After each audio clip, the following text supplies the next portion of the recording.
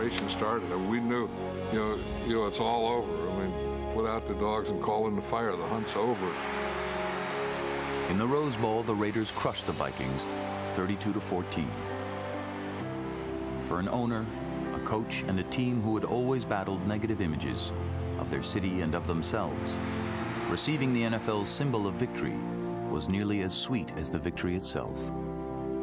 Al and I hugged in the locker room 5 minutes after the game, and I said we finally did it, and his reply was, "Can you do it again?"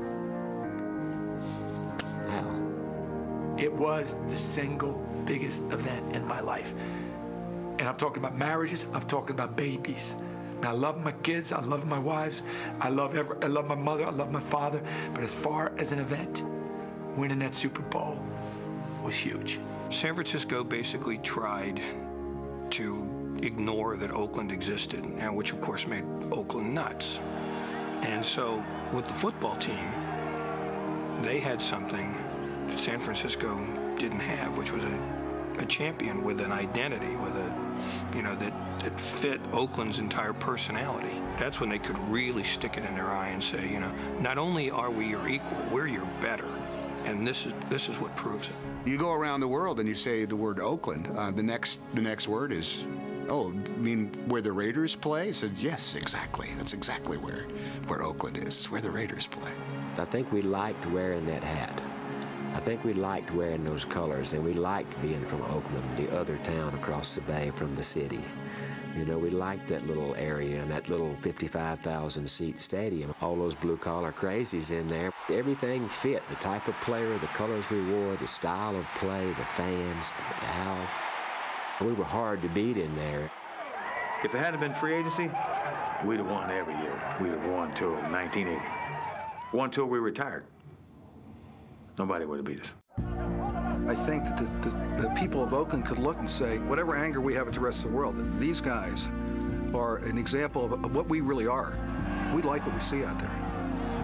The rebellion, the militant attitude of the Bay Area, Oakland Tide, East Bay, the Black Panther movement, the protests at Berkeley.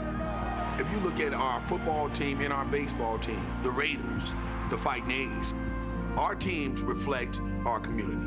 They saw us as rebels. They saw us as mavericks because we were always on the edge of something. They saw us as going against the grain, and that's what they were doing.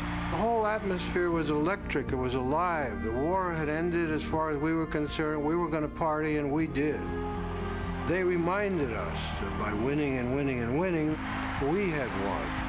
Just because we were in an isolated corner of the country in the Bay Area didn't mean that we weren't strong and didn't mean that we didn't have power. You have to know what Oakland is or what Oakland was. And, it was kind of downtrodden.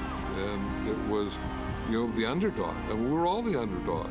They used to laugh at Charlie Finley. I mean, they made fun of us in the American football. They didn't win championships. They don't make fun of you anymore. I think some of them want to jump in the bandwagon. Bring on New York. Bring on LA. Bring on Chicago. San Francisco, please, don't even think about it. But it was a sense that we might not be huge. We might not be giant. We're mighty.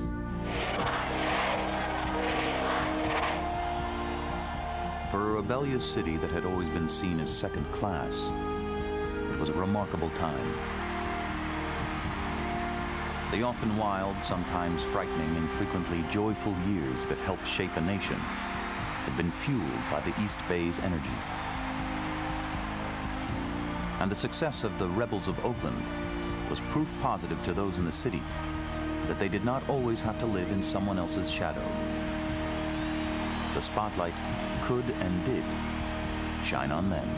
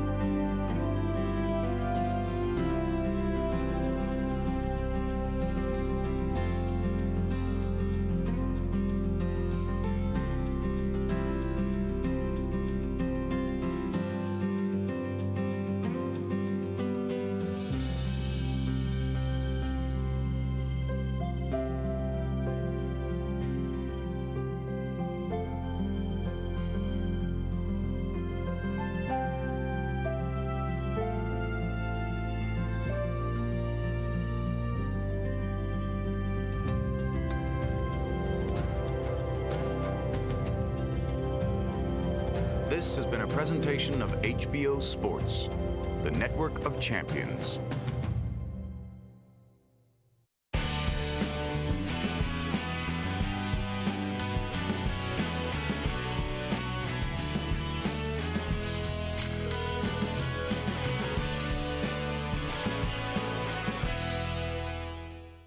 Man, what a time to come back. A presidential election where the lies are already big and fat, Michael Jackson and Kobe Bryant on trial at the same time, Rush Limbaugh getting high. Boy, after everything I've said, God still likes me. Bill's bringing Late Night Attitude to a new primetime slot, Fridays at 8. An all-new season of Real Time with Bill Maher, clocking in January 16th on HBO. Oh, you official. This is amazing. Yeah. This is amazing. You like it? All right. It's yours. It's yours. I don't even know what to say. We roll like that, you know what I mean? Are you my Caucasian? I'm your, man. Are you my Caucasian? I'm your Caucasian. All right. All right. You know what? What's Honest to God, I love the crib. Right? Yeah. You know what? I gotta get out of here.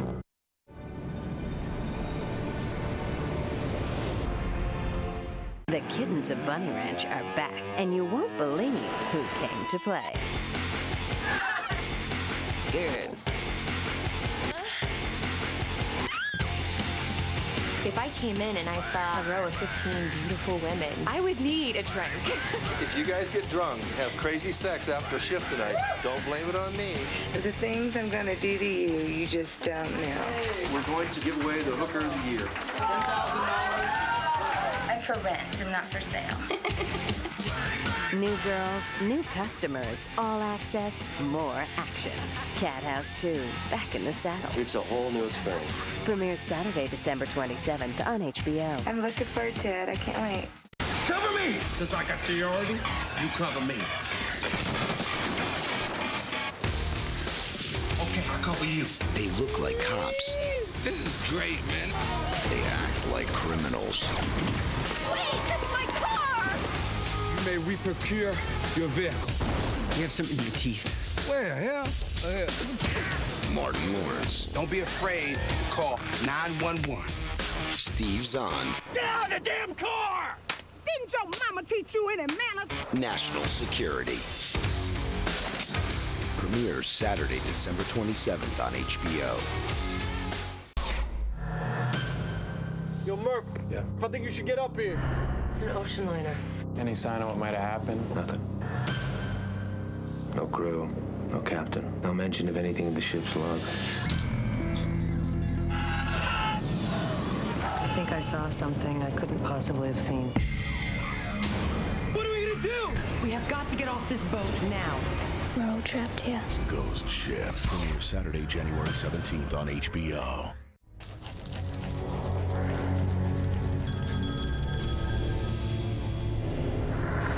Did you see it in your head? The images on the tape, they're leading us somewhere. You saw it. Everyone will suffer.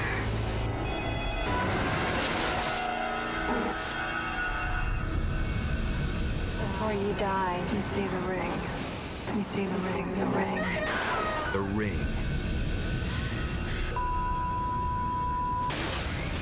Premieres Saturday, January 3rd on HBO.